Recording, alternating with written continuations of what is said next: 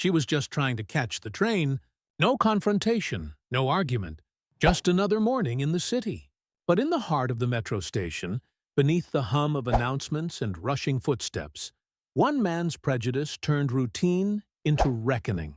His voice cut through the crowd, filled with arrogance and authority, demanding proof of her worth, proof she didn't owe anyone. What happened next wasn't just about a misunderstanding. It was about what happens when power meets truth and silence meets courage. The question is, who really walked away defeated that day? It was an ordinary morning at Central Metro Station, the kind of day that pulsed with the rhythm of the city. Announcements echoed over the intercom, trains screeched to a halt, and the crowd moved like a living tide. Among the hundreds weaving through the platforms was Layla, a young black woman in her early 30s. Calm, composed, and dressed neatly in a fitted blazer and work slacks. She carried herself with quiet determination, the kind that didn't need attention but always earned it. Layla worked as a transit operations coordinator, a job that demanded precision and patience. Every morning she arrived early, blending professionalism with the quiet pride of someone who had built her career through persistence. To most commuters, she was invisible, a passing face in a sea of strangers. But those who worked with her knew her as the one who kept things running when chaos hit, the one who didn't break under pressure. That morning, however, something in the air felt heavier, a tension that couldn't be named but could be felt. The crowds were louder, the station lights harsher. Layla pushed through the noise, her mind on the day's schedule, her badge clipped neatly to her jacket. Across the concourse, a man in a tailored coat stood near the ticket barrier, his posture sharp, his gaze cold and calculating. He looked like he didn't belong in the noise of public transit, too polished, too sure of himself. Yet, his eyes followed Layla with a hint of something that didn't belong either. Disdain. She didn't notice him at first. Not yet. But soon, the everyday chaos of the station would turn into something far more personal.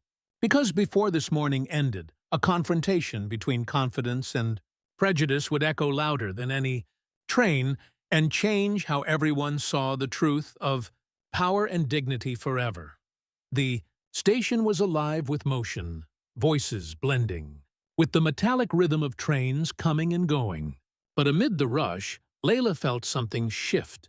A silence beneath the noise, a subtle change in the air that made her instinctively slow her pace.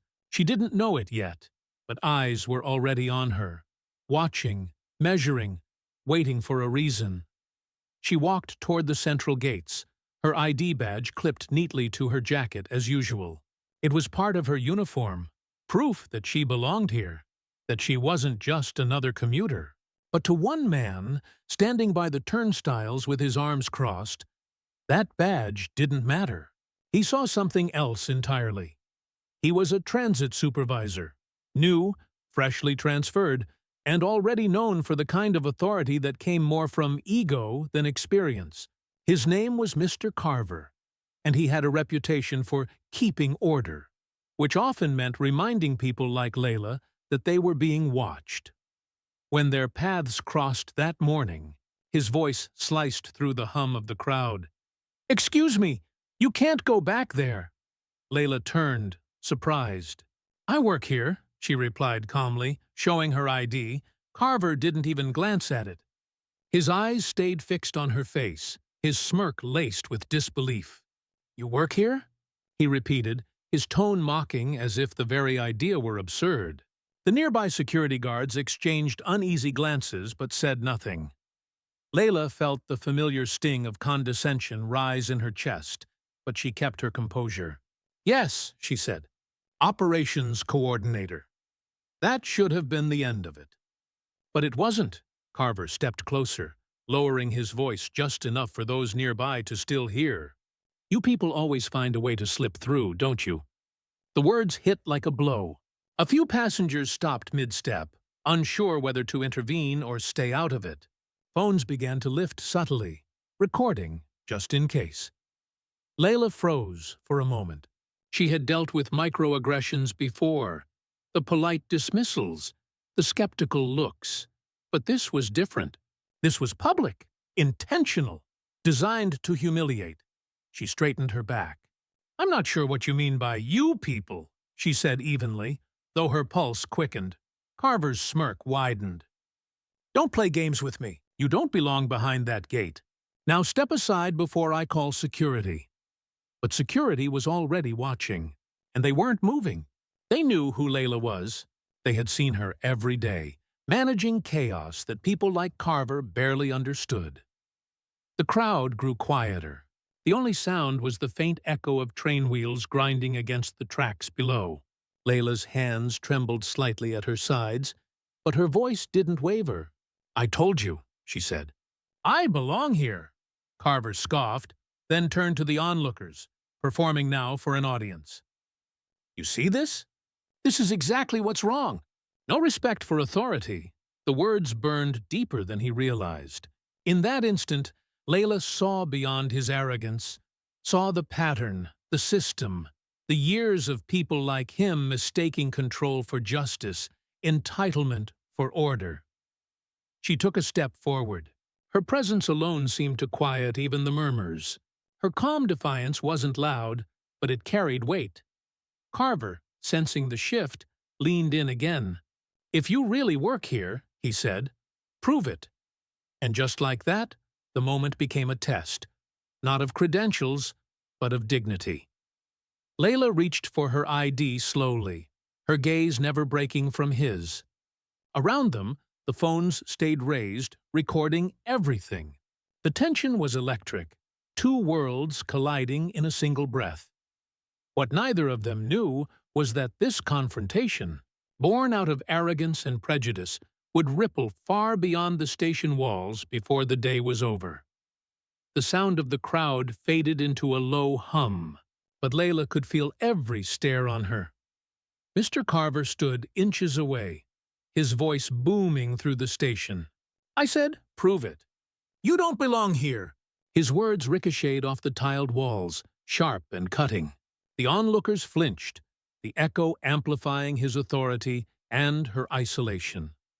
Layla's breath steadied, even as her pulse roared in her ears. She raised her badge again, steady, unshaking, and held it toward him. The metal caught the harsh fluorescent light, gleaming between them like a mirror reflecting truth and defiance. Carver didn't take it. He just stared, his jaw tightening. "Anyone can print an ID," he muttered. Then, louder, "Security! Get her out of here!" But no one moved. Not the guards, not the passengers. The silence grew thicker. Cameras stayed raised, recording every second. Layla could feel the moment crystallizing, the kind that breaks or defines a person. Her voice came out calm, almost too calm for what was happening. "You've already decided who I am," she said quietly. "But that doesn't make it true." Carver's face twisted. "You think you can talk back to me?" He stepped forward again, his voice rising. The energy shifted. The crowd wasn't just watching now. They were witnessing. And then, like a slow wave rolling through the air, someone in the back shouted, "She works here!" Another voice followed, then another, a ripple of truth pushing back against his noise. Carver froze. His authority, the thing he wore like armor, was cracking in real time. Layla didn't flinch. She simply stepped past him, her ID still visible, and swiped it across the security scanner. The gate clicked open instantly, a single beep cutting through the tension. It was the sound of proof, of truth, of humiliation. For him, Carver's hand fell to his side, his face drained of color. Around him, the silence broke into scattered murmurs, the kind that say, "We saw everything." And as Layla walked through the gate, the crowd parted, not for fear, but out of respect. In that moment, the station no longer belonged to power or arrogance. It belonged to truth. The man who thought he owned it all had just lost everything. For a moment, the crowd lingered in silence after Layla passed through the gate. No one spoke, but the air was heavy with realization. The same people who had looked at her with doubt now watched her with quiet admiration. The truth had cut through arrogance, and for the first time, the station felt different, lighter, freer. Mr. Carver stood behind the gate, his authority stripped away, the echo of his own words haunting the space he once controlled.